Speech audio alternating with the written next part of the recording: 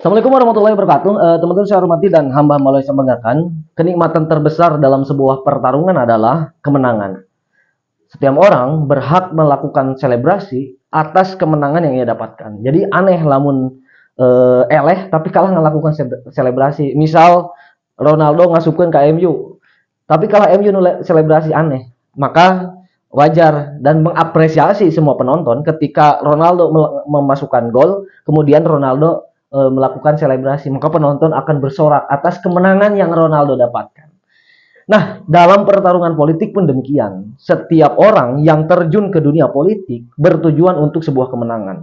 Dan bullshit jika mereka hanya mengatakan untuk pengabdian. Karena pengabdian merupakan bagian daripada strategi untuk mendapatkan sebuah kemenangan. Agar simpati publik itu mampu diresap gitu. Satu di antaranya adalah menyampaikan kepada publik bahwa mereka merupakan berupaya untuk pengabdian. Nah, teman-teman saya hormati dan hamba Malaysia banggakan, terlepas daripada strategi yang mereka lakukan, saya ingin menyampaikan bahwa ada 3 skema dalam sebuah pertarungan untuk seseorang bisa mencapai pada titik sebuah kemenangan.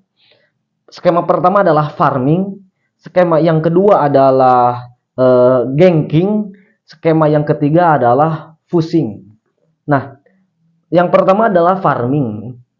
Farming ini secara istilah memang menanam ya, berkebun, ataupun secara kenyataan dalam sebuah pertarungan dunia politik. Farming ini dilakukan oleh tokoh partai politik, oleh seseorang yang memiliki niatan politik dengan cara menanam kebaikan di tingkat akar rumput di bawah.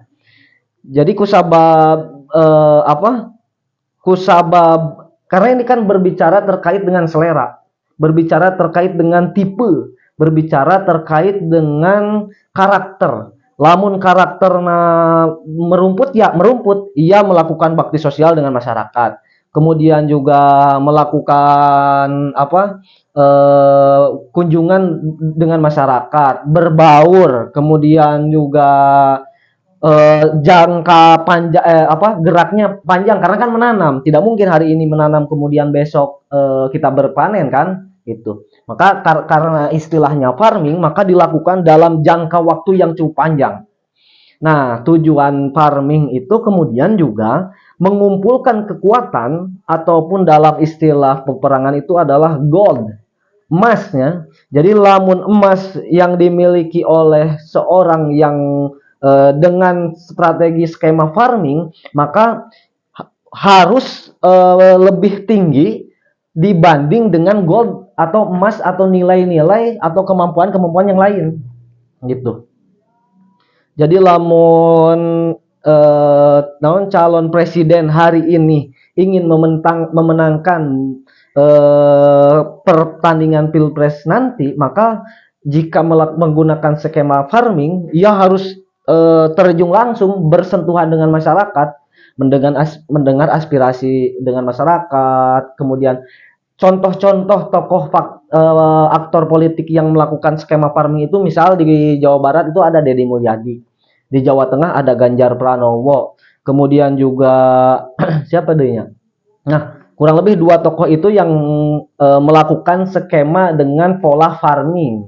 Jadi Ganjar Pranowo, Jokowi juga melakukan skema farming karena aspirasinya atau geraknya itu di akar rumput di bawah. Jadi kekuatannya langsung dari masyarakat gitu.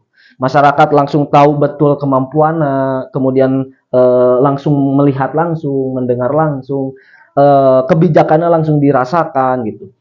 Yang kedua, skema yang dilakukan untuk memenangkan pertarungan itu adalah dengan skema ganking. Ganking itu merupakan perkumpulan arana gengnya, perkumpulan raja-raja berbahasa ini namanya. Nah, tapi dalam pertarungan ganking itu dilakukan oleh aktor politik, di mana si aktor politik ini tidak sendirian, tapi dibantu oleh kekuatan-kekuatan lain yang dipandang memiliki kekuatan superpower gitu. Satu contoh misal saya sebagai calon bupati di Kabupaten Ciamis misal, maka saya akan diminta bantuan kepada ketua partai yang ada di Kabupaten Ciamis yang notabene si partai tersebut memiliki kekuatan basis massa yang cukup besar. Maka sanajan saya tidak begitu intens bertemu dengan masyarakat, nanti bisa dibantu oleh kekuatan-kekuatan geng-geng ini, gengking ini. Itu disebut gengking. Dan gengking ini biasanya memang eh, berat ya, karena kan kalau farming itu cenderung solo karir gitu.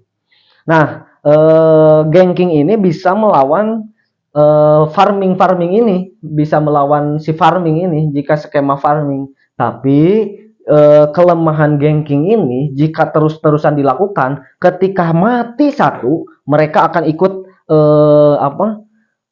bukan terkena imbas, bersiko untuk defeat semua gitu, untuk kalah semua. Nah, yang ketiga adalah pusing. Pusing itu menghindari pertarungan, baik itu sifatnya face to face, solo sendiri-sendiri, ataupun juga gengking itu cenderung dihindari. Mereka biasanya menggunakan skema pengumpanan. Jadi satu tim ini diumpankannya, satu tim ini diumpankan, sedangkan ia bersama temannya fokus untuk menuju kepada kemenangan, sedangkan lawan yang lain itu fokus ke sini. Nah, itu pusing. Dia ngepush sendiri gitu. Bisa sendiri, bisa bersama yang lain. Tapi harus ada umpan atau juga menunggu kelengahan kelengahan si lawan. Misal si lawan dalam posisi elektabilitas yang tinggi, dia ngepush sendiri. Yang ini terlena dengan elektabilitasnya, kemudian sehingga lupa bahwa si Yete sedang ngepush gitu. Si Yete sedang ngepush.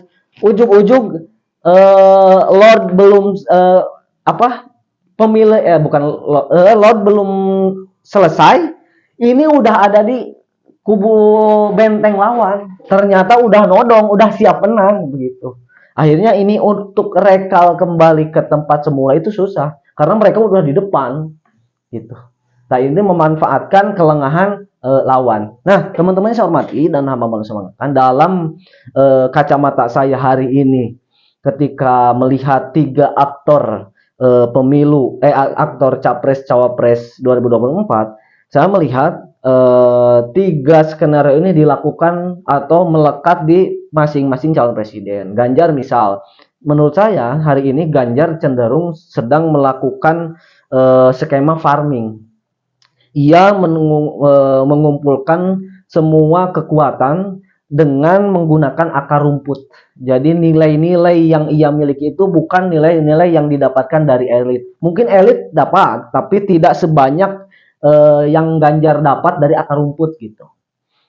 Jadi Ganjar itu hari ini sedang fokus ke masyarakat, programnya langsung door to door kepada alim ulama, kepada tokoh, kepada masyarakat, dan menurut saya bagus secara nilai ya. Model Deddy Mulyadi, sekarang Deddy Mulyadi sudah memiliki goal tertinggi menurut saya dibandingkan dengan calon-calon presiden calon-calon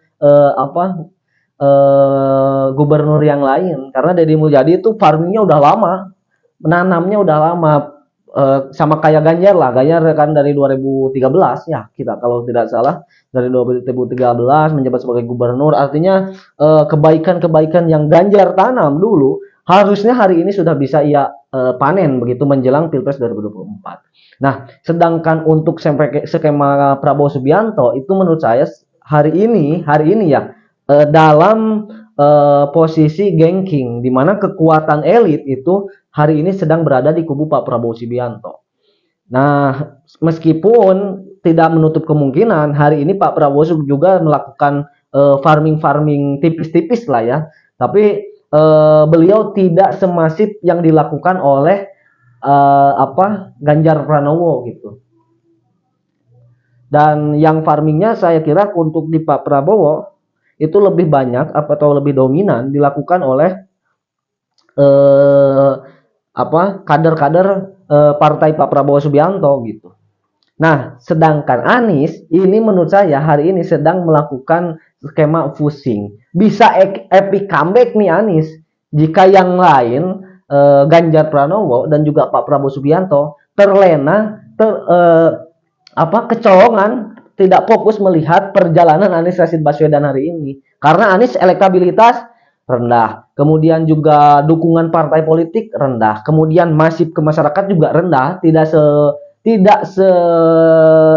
tidak se ekstrim yang dilakukan Ganjar sampai ke makan di emperan, sampaikan ke ganggang, sampaikan ke berbaur nginep dengan masyarakat. Saya kira Anies tidak melakukan se ekstrim itu. Tapi yang harus teman-teman ingat bahwa yang kita takutkan hari ini Anies itu sedang melakukan skema pusing. Di mana ketika Ganjar kecolongan, kemudian Pak Prabowo tidak fokus, tahu-tahu Anies sudah ada di depan. Nah, ini yang teman-teman harus kita sadari, strategi mereka itu kurang lebih sekarang demikian. Dan ketiga ketiga ini juga masih belum mencapai titik kemenangan, tapi masih dalam posisi itu tadi. Ganjar masih farming, kemudian Prabowo masih gengking, kemudian Anies pusing, dan Anies juga bahaya kalau tidak melakukan farming, tidak melakukan gengking, itu bisa defeat. Bukan peluangnya memang bisa menang jika mereka lalai, jika mereka lupa, jika mereka tidak fokus gitu. Tapi kalau mereka fokus, bisa rekal mereka balik ke kekuatan mereka, kemudian serang balik, maka Anies sangat-sangat berbahaya. Misal tim yang melakukan pusing itu Anies dan 3 kawannya ya, Partai PKS, Partai Nasdem, dan juga Partai Demokrat. Sedangkan yang Pak Prabowo rekal misalnya kembali atau pulang lagi, kemudian membentengi agar Anies Rashid Baswedan tidak sampai finish, tidak sampai tidak sampai dalam posisi yang Anies tuju ketika ngepush gitu. Kemudian Anies itu akan digengking nanti, dikepung oleh Pak Prabowo, dikepung oleh kubu-kubu gengnya yang pulang tadi sama yang setelah di Lord gitu. Nah, itu kurang berbahaya, bisa defeat. Nah, yang menurut saya hari ini Ganjar Pranowo juga harus tahu posisi. Jangan terlalu lama farmingnya, jangan terlalu lama. Kebijakan elit, kemudian juga ngepushnya harus tetap diatur. Siapa yang ngepush, siapa yang duduk di skema gengking, kemudian siapa yang harus melakukan farming. Tapi otomatis Ganjar harus diperbanyak farmingnya, memang harus diperbanyak farmingnya karena nilai positifnya lebih kuat. Gold akan semakin bertambah, terus semakin bertambah. Karena jika gold sudah bertambah, itu imunitas Ganjar itu jadi tinggi gitu. Imunitas ketahanan Ganjar itu akan menjadi lebih dibandingkan dengan capres-capres yang lain yang tidak melakukan farming. Jadi mereka hanya memodalkan geng-geng aja, ketika gengnya tidak ada udah lemah. Sama seperti ngepush itu ketika tidak farming itu udah lemah karena ketinggalan goldnya gitu. Dan kuncinya bagi Ganjar adalah jangan sampai ke kecolongan, udah gitu aja kuncinya Ganjar, karena gold sudah dikumpulkan terus menerus gitu. Mungkin itu teman-teman yang bisa saya sampaikan. Mohon maaf atas segala kekurangan. Terima kasih atas segala perhatian. Hasbunallah wa ni'mal wakil. Bila terkait. Assalamualaikum warahmatullahi wabarakatuh.